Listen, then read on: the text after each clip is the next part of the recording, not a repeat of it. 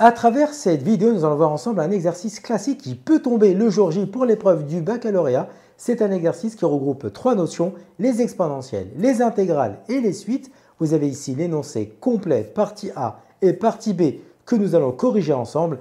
Et c'est parti pour la partie A avec l'étude de la fonction f1. Pour cette première question, on introduit la fonction f1 de x qui est égale à x carré exponentielle moins 2x. Donc en fait ici tout simplement, on a remplacé dans fn l'indice n par 1 qui nous donne f1 de x est égal à x carré exponentielle moins 2x. Et donc la première question, c'est de justifier que f1' de x s'écrit 2x exponentielle moins 2x facteur de 1 moins x. Donc ici, on a la fonction f1 de x.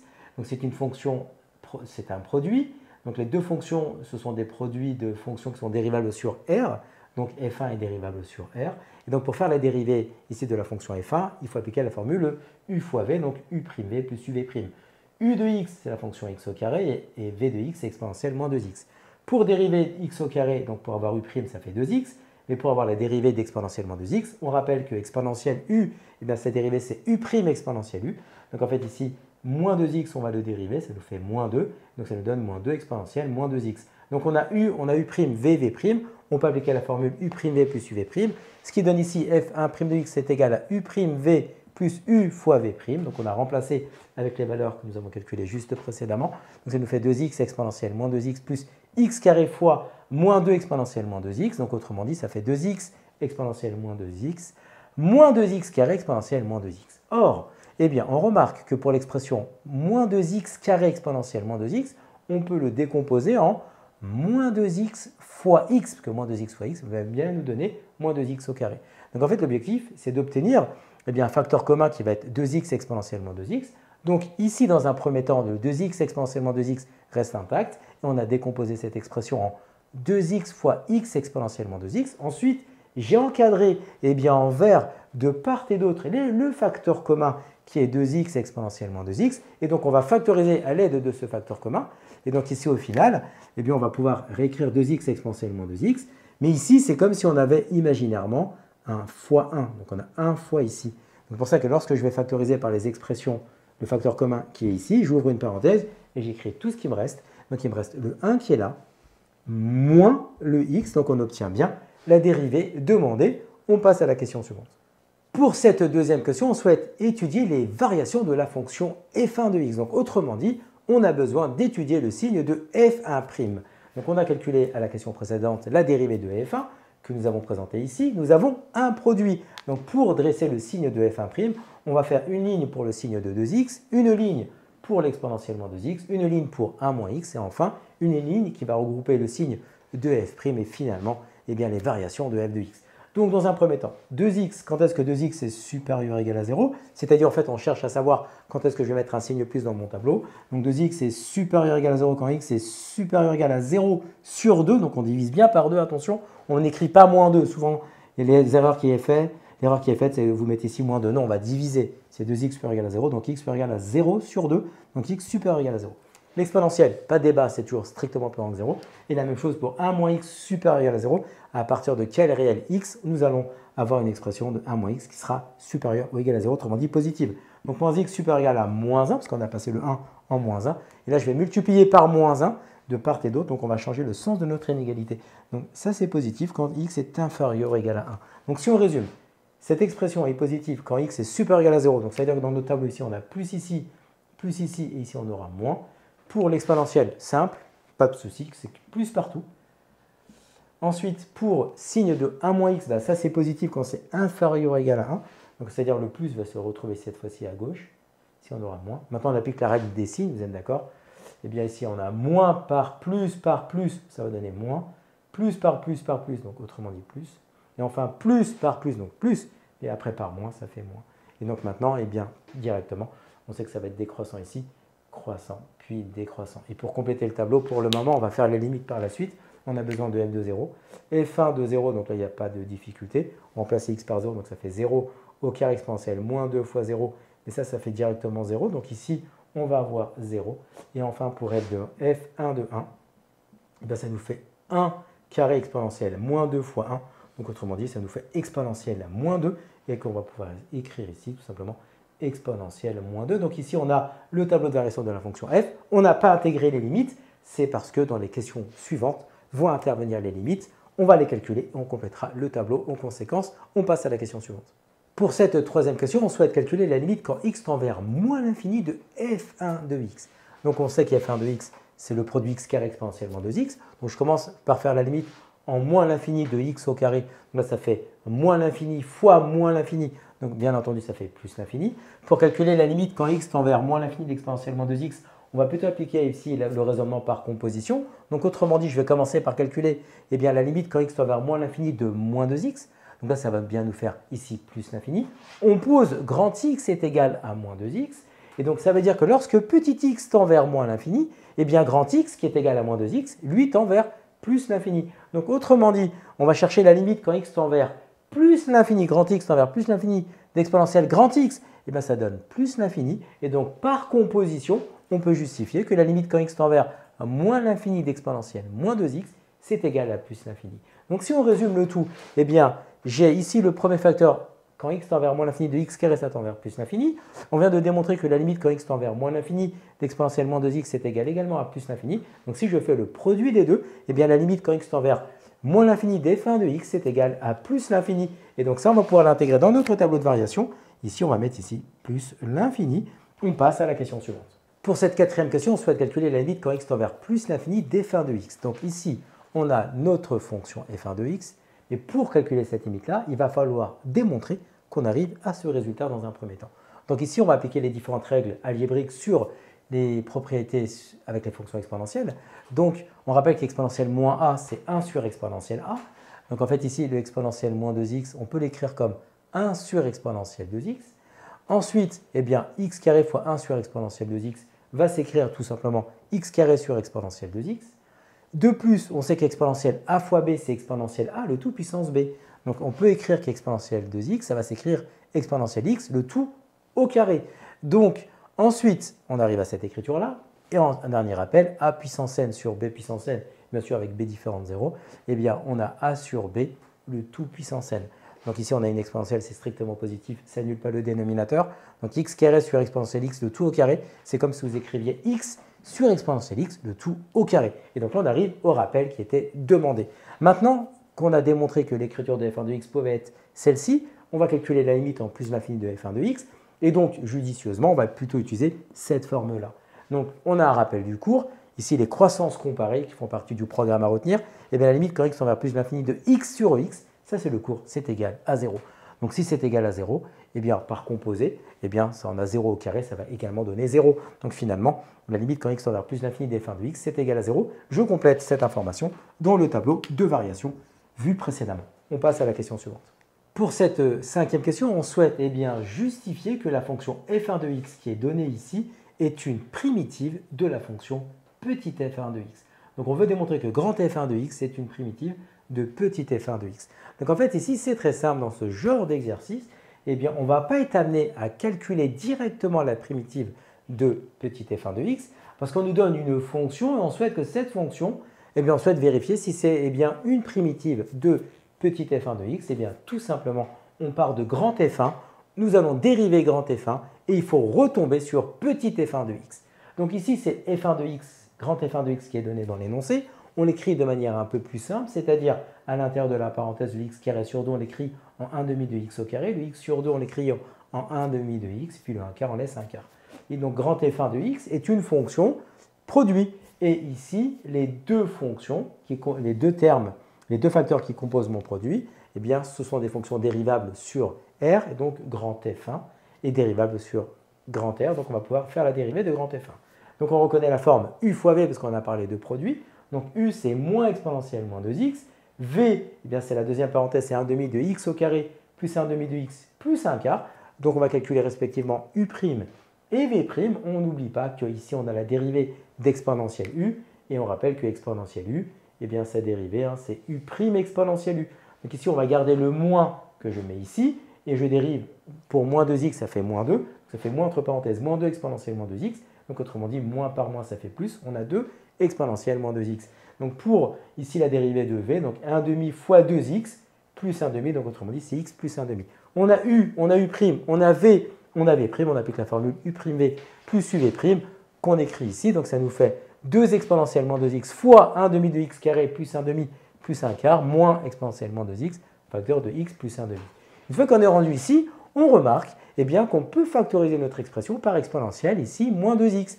Donc, je mets en bleu les facteurs communs. Et les facteurs communs, je les réécris ici en bleu. Et j'ouvre une parenthèse et puis j'écris tout ce qui reste dans l'ordre, sauf les facteurs communs. Donc ça, c'est pris en compte ici. Donc il me reste dans l'ordre le 2 qui est là. Mais attention, il y a un fois. C'est 2 fois la parenthèse qu'on émet ici, moins, et bien ensuite, cette expression qu'on laisse à l'intérieur d'une parenthèse.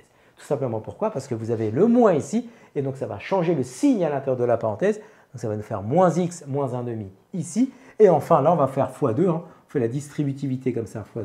Et donc ça nous fait 2 fois 1 demi de x carré, donc autrement dit tout simplement x au carré. 2 fois 1 demi de x, et bien ça va nous rester x. Et 2 fois 1 quart, ça fait 1 demi. Donc ensuite, on avait changé les signes à l'intérieur de cette parenthèse-là. Et donc là, on remarque quoi? On remarque qu'on a x là, on a moins x là, donc ça va s'annuler. On a 1 demi moins 1 demi, ça va s'annuler également. Donc il ne reste plus que x au carré. Donc on a bien grand f1' de x qui est égal à exponentielle moins 2x fois x au carré. Et donc finalement, on a bien grand f1' de x qui est égal à ici f1 de x. Donc j'ai oublié ici le petit 1 qui est égal à f1 de x. Donc là, ça répond à la question. On passe à la question suivante. Pour cette dernière question de la partie A, on souhaite calculer I1 qui est l'intégrale de 0 à 1 de f1 de x dx. Donc pour ce faire, on a besoin d'une primitive de la fonction petit f1 de x qu'on a déterminée à la question petit 5. Donc ici, I1 est égal, entre crochets, on va mettre une primitive de petit f1 de x. Donc en fait ici, c'est grand f1 de x, c'est ce qu'on a démontré à la question précédente. On regarde les bornes ici de 1 à 0. Et donc après, d'après le rappel de cours, ça fait grand f1 de 1 moins grand f de 0 de 1. Donc il suffit maintenant de remplacer l'x par 1 dans cette expression, puis l'x par 0. Donc on a cette expression, on arrive ici, donc je remplace les x par 1, puis les x par 0 dans grand f1 de x ici. Donc ça nous donne moins exponentielle moins 2, facteur de 1 demi plus 1 demi plus 1 quart, moins entre crochets, moins exponentielle moins 2 fois 0, entre parenthèses 0 au carré sur 2 plus 0 sur 2 plus 1 quart, fermez les parenthèses puis crochet. Donc ici rapidement, 1 demi plus 1 demi plus 1 quart, ça nous fait 5 quarts, mais comme on a un moins devant, ça fait moins 5 quarts d'exponentielle moins 2. Ici, on a exponentielle 0, ça nous fait ici moins 2 fois 0, ça fait 0. Mais exponentielle 0, ça fait 1. Quand on a moins 1 fois cette expression, ça fait 0, 0 et 1 quart. Donc ça nous fait moins 1 fois 1 quart, donc moins 1 quart. Mais attention, ici, il y a un petit moins, ici encore. Donc ça nous fait plus 1 quart. Donc on a ici 1 quart moins 5 quarts d'exponentielle moins 2. Et donc là, on a répondu à la dernière question de la partie A. On passe à la partie B. Partie B de l'exercice, on souhaite ici étudier la suite IN. Le terme général de la suite IN est donné ici, donc IN l'intégrale de 0 à 1 fn de x dx. On connaît fn de x, on replace, on a l'expression IN. On rappelle dans un premier temps que x forcément appartient à l'intervalle 0 à 1, puisque notre intégrale va de 0 à 1. Donc ici, on a un produit à l'intérieur de notre intégrale, x carré étant 1 carré sur l'intervalle 0 à 1, x carré est supérieur ou égal à 0. L'exponentielle, c'est strictement plus grand que 0, donc ici, il n'y a pas de souci en termes de justification de signe. Le produit des deux expressions va nous donner une expression qui sera supérieure ou égale à 0. Donc autrement dit, si x appartient à l'intervalle 0, 1, on montre facilement que fn de x est supérieur ou égal à 0. Ensuite, deuxième point. Donc ici, d'après le cours, le théorème de la positivité, donc plutôt la règle de la positivité de l'intégrale, si une fonction f est positive sur l'intervalle AB, cette intégrale de a à b de fx dx sera également positive. Donc ici, on a f de x qui est supérieur ou égal à 0. On va pouvoir dire que l'intégrale de 0 à 1 de fn de x dx sera également supérieure ou égal à 0. Donc en fait, ici, on montre facilement que n est supérieur ou égal à 0. Donc en fait, ici, l'intégrale, c'est une notion d'aire. Donc si on regarde précisément la définition en fait, de in, comment on pourra la traduire? Donc en fait, ici, in, on l'a mis ici. In correspond à l'aire du domaine situé sous la courbe entre les droites d'équation x égale à 0 et x égale à 1 et l'axe des abscisses. Ici, cette aire est exprimée en unité d'aire. Donc en fait, ici, on va représenter rapidement sur un graphique les fonctions f1 de x, f2 de x et f3 de x. Donc en fait, on a remplacé les n par 1, par 2, par 3. En fait, on observe ici que les fonctions seront toujours au-dessus de l'axe des abscisses sur l'intervalle 0, 1. Et ici, on a assuré par exemple une aire de la fonction f1 de x pour modéliser en fait la question qui était demandée de manière générale. Ici, c'était pour IN. Donc là, on a représenté I1 assuré. Donc de manière générale, ici, IN correspond à l'aire du domaine situé sous la courbe entre les droites d'équation x égale à 0 et x égale à 1 et l'axe des abscisses. Donc ça, c'est la question numéro 1. On passe à la question suivante. Pour cette deuxième question, ici, émettre alors une conjecture sur le sens de variation et la limite éventuelle de la suite IN, et bien sûr, il va falloir expliciter notre démarche. Ici, il s'agit d'une conjecture, bien entendu. Donc ici, on a représenté dans un premier temps les représentations graphiques de f1 de x, de f2 de x et de f3 de x. Donc, autrement dit, on a pris la fonction fn, puis on a remplacé le n par 1, n par 2 et n par 3. Et donc ici, qu'est-ce qu'on remarque? On remarque que la courbe représentative de la fonction f1 de x est au-dessus de celle de f2 de x, et f2 de x est au-dessus de f3 de x. Donc autrement dit, ici, si x appartient à 0, 1, d'après la représentation graphique, on peut dire que f1 de x est supérieur ou égal à f2 de x, qui est supérieur ou égal à f3 de x, et les trois fonctions sont toutes au-dessus de l'axe des abscisses, donc c'est pour ça qu'on met supérieur ou égal à 0. Donc ça permet ici d'appliquer la positivité de l'intégrale. Parce que si vous avez des fonctions, qui est une fonction f qui est plus grande qu'une fonction g qui est plus grande qu'une fonction h, si on passe par la positivité de l'intégrale, l'intégrale de 0 à 1 de f1 de x dx sera supérieur ou égal à l'intégrale de 0 à 1 de f2 de x dx, qui sera supérieur ou égal à l'intégrale de 0 à 1 de f3 de x dx, et donc les trois r seront positives. Mais ça permet ici de dire que I1 est supérieur ou égal à I2, qui est supérieur ou égal à I3. Donc en termes de conjecture, si I1 est plus grand que I2 et que I2 est plus grand que I3, on va pouvoir conjecturer que le sens de variation de notre suite IN est une suite qui est décroissante. Donc ça, c'est une conjecture. On va le démontrer par la suite, mais c'est ce qui est demandé à la question B. Pour finir, en termes de limite, ici, la limite, c'est égal à 0. Pourquoi? Tout simplement, on remarque que l'aire qui est délimitée par la représentation graphique de la fonction CF, n, l'axe des abscisses et les droites d'équation x égale à 0 et x est égal à 1, on remarque de plus en plus que l'aire devient de plus en plus petite. Comparez l'aire qui a sous la courbe f1 de x, elle est plus grande que, bien sûr, que l'aire qui est sous la courbe de f2, mais si on descend, l'aire de f2 devient plus grande que celle de f3, mais l'aire de f3 va commencer à diminuer, et si on faisait f4, vous allez voir que l'aire va devenir de plus en plus petite. Mais comme on a démontré dans la question précédente que l'aire elle était forcément positive, on conjecture que la limite ici de la suite IN est égale à 0. On passe à la question suivante. Pour cette quatrième question, on souhaite démontrer pour tout x appartenant à l'intervalle 0,1 l'inégalité fn1 plus x inférieure ou égale à fn de x. Donc en fait, dans un premier temps, on rappelle que précédemment, nous avons vu ça. Donc fn1 plus 1 de x est égal à fn de x exponentielle moins 2x. Donc dans un premier temps, on sait que x appartient à l'intervalle 0,1. Donc x, on peut l'écrire sous forme d'inégalité entre 0 et 1. On va multiplier par moins 2. Le fait de multiplier par moins 2, on va changer le sens des inégalités. Donc c'est pour ça qu'on a 0 supérieur ou égal à moins 2x supérieur ou égal à moins 2. Ensuite, on va réécrire dans le sens classique, c'est-à-dire du plus petit au plus grand. Donc moins 2 inférieur ou égal à moins 2x inférieur ou égal à 0. Ensuite, on va composer par la fonction exponentielle. Et comme la fonction exponentielle, elle est strictement croissante sur R, et donc ça ne changera pas le sens de des inégalités ici lorsqu'on va passer à la composition.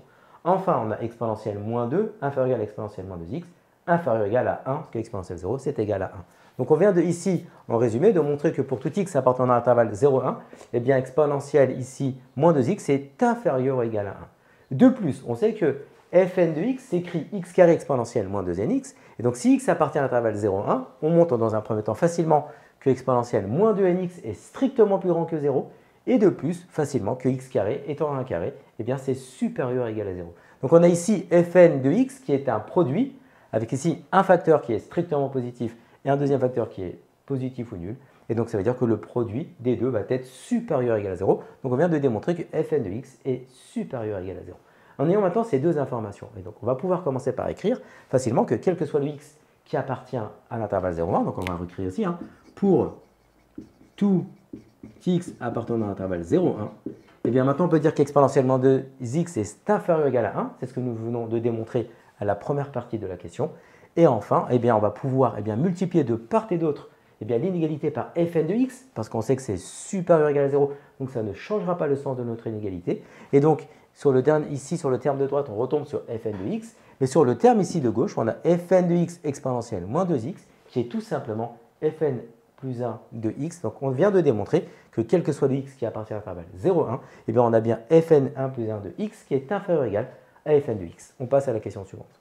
Pour cette cinquième question, on souhaite étudier les variations de la suite in. Donc l'idée c'est de connaître eh bien, le signe de in plus 1 moins in. Donc autrement dit, c'est savoir est-ce que in plus 1 est plus grand que in ou est-ce que in plus 1 est plus petit que in.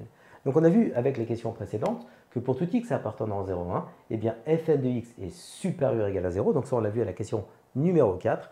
Et également fn 1 plus 1 de x est inférieur ou égal à fn de x. C'est ce qu'on a vu à la question précédente.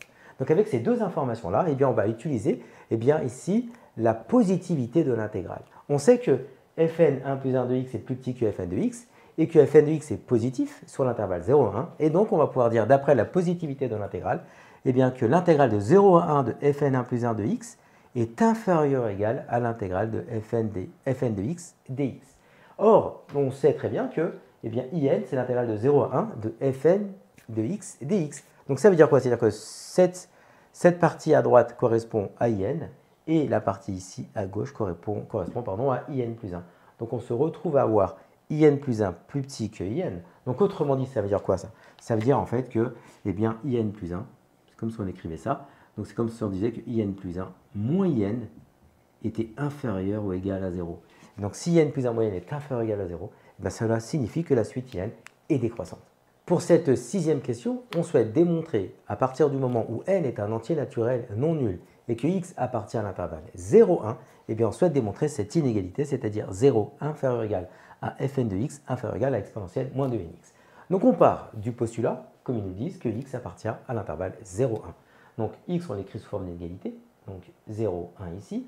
On va composer eh bien, par la fonction x au carré qui est eh bien, croissante sur l'intervalle 0 plus l'infini, donc en particulier sur l'intervalle 0, 1. Donc de ce fait, eh bien, le sens, ici l'essence des inégalités ne va pas changer, parce qu'on a bien dit qu'elle était croissante. Donc on a x au carré qui est compris entre 0 et 1. Ensuite, eh bien, on va multiplier de part et d'autre de notre inégalité par exponentielle moins 2nx, et on sait que l'exponentielle moins 2nx est strictement positif, vous êtes d'accord?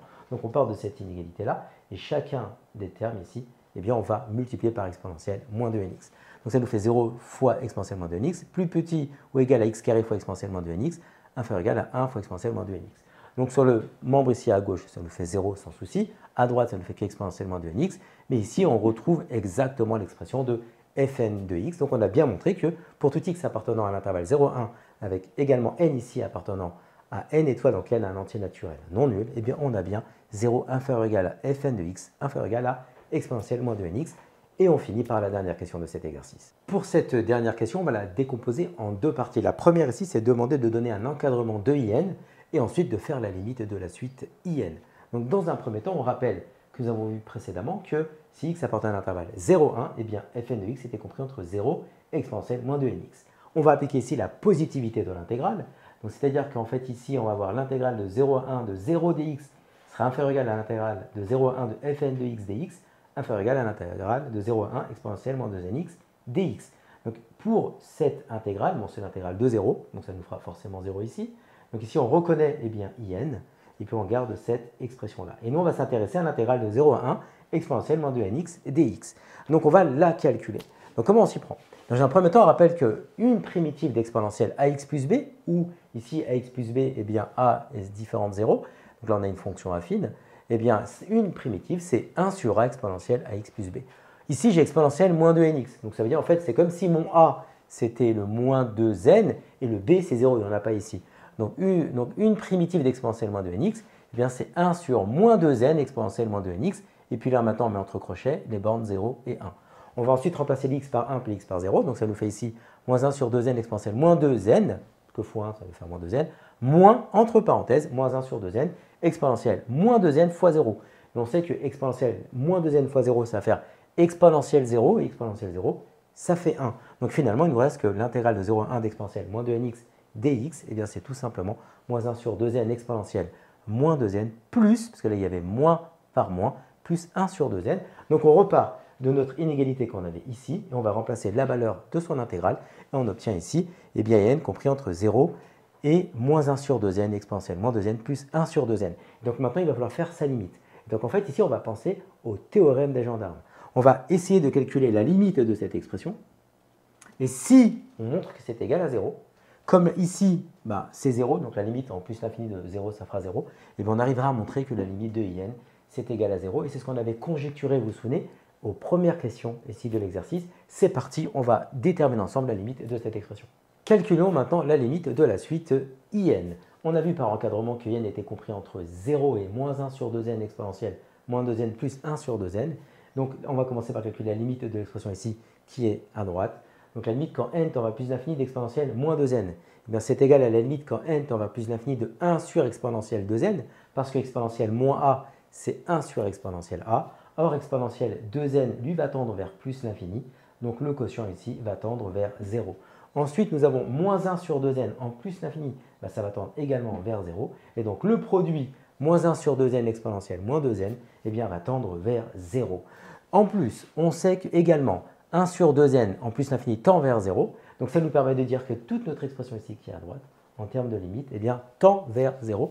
Donc finalement, on a bien limite quand n tend vers plus l'infini de moins 1 sur 2n exponentielle moins 2n plus 1 sur 2n, ça tend vers 0. La limite quand n tend vers plus l'infini ici de 0, ça tend également vers 0. Et donc on va pouvoir dire, du fait qu'on a une inégalité avec n qui ici est compris entre 0 et moins 1 sur 2n exponentielle moins 2n plus 1 sur 2n, et on vient de démontrer que la limite de cette expression en plus l'infini, ça fait 0. La limite de cette expression, ça tend vers 0. C'est ce qu'on a écrit ici. Et bien, d'après le théorème de Gendarme, on peut conclure que la limite quand n tend vers plus l'infini de IN est égale à 0. Donc, à travers cet exercice, vous avez vu qu'on a manipulé fonction exponentielle, suite et intégrale. C'est un exercice type bac qui va vous aider à réviser pour l'épreuve du jour J. Comme tu as kiffé la vidéo et que tu veux des bonnes notes en maths, alors tu mets un pouce bleu, tu t'abonnes à notre chaîne, tu poses un commentaire, on y répond sans problème. Ensuite, on t'embarque avec nous sur g20enmaths.com. Des exercices corrigés, des détails de ouf avec ça. Plus d'excuses pour pas avoir de bonnes notes en maths. Et bien sûr, rendez-vous sur nos réseaux sociaux.